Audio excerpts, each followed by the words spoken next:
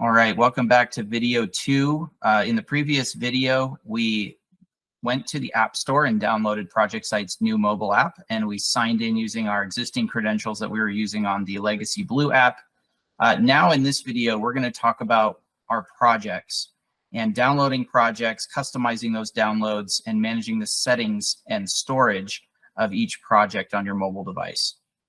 So as you can see here on the screen, I have 2 projects downloaded, and there's 43 projects below that I have not downloaded yet. These are all the projects that I have permissions to see.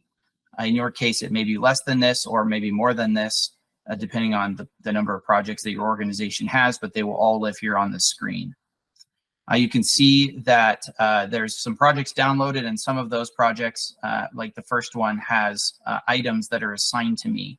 The number 4 in that first project in the green circle or the blue circle shows that there are 4 records that are in my court that are assigned to me or that I'm CC'd on. That's what that number means. You can also see that it was last synced 10 minutes ago.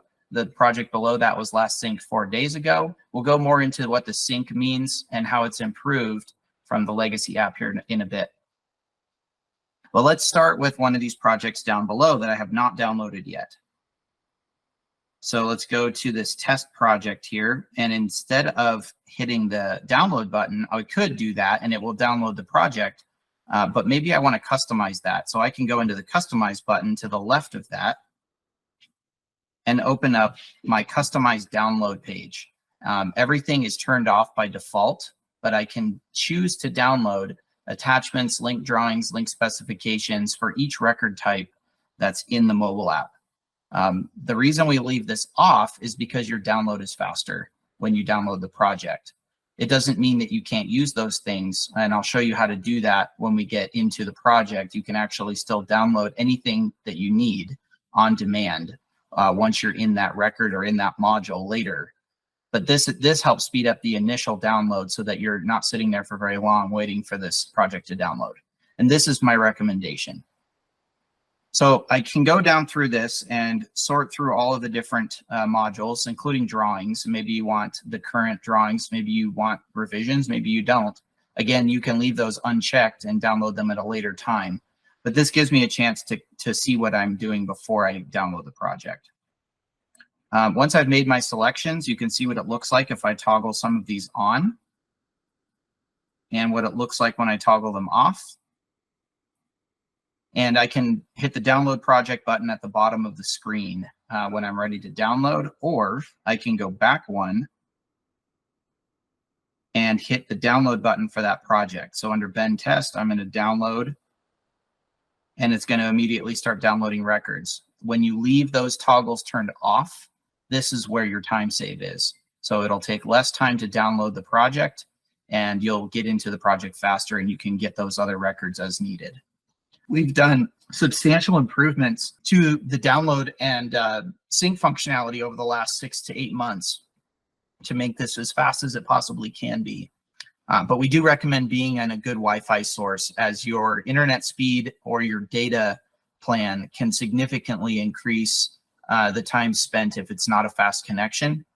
On the other side of that coin, you can spend a lot less time if you're on a fast connection. So I recommend being in a job trailer or on hotel Wi-Fi or wherever you happen to be at home. Download these projects there. It doesn't normally take very long, but it does depend on the size of the project. So as you can see, I can immediately start working with the green button, or I can wait for the rest of those files to be downloaded. What it's done is it's downloaded the project with all the records, but none of the attachments are there, and I can get into that later.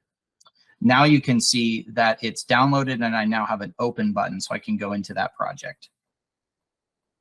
So what I'll do instead is go up to my top one and open that project. And I'm now at the home screen of ProjectSight's mobile app.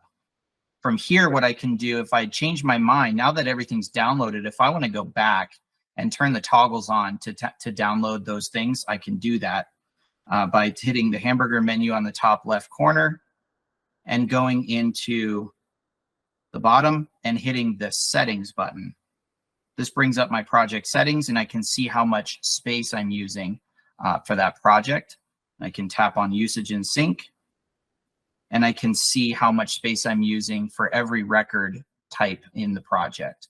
If I have checklists that are using up most of my storage and I want to free that up, I can actually go in and remove things. If I want to remove attachments or linked drawings or linked specifications, I can do that with the red remove buttons, or I can choose to turn on auto update and bring down the rest of what I didn't choose to download at the beginning of the project.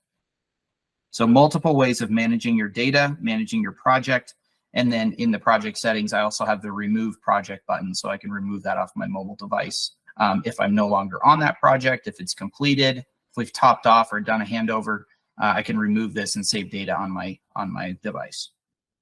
Additionally, one last thing, if I go back into usage and sync, at the top left in the gray, you can see space available on your device, how much you have left. ProjectSight is always checking to make sure you have enough space to download a project, and we'll let you know if you don't have enough space so that you can make room and then download the project that you need. And that concludes this video. Next, we'll go into the modules themselves.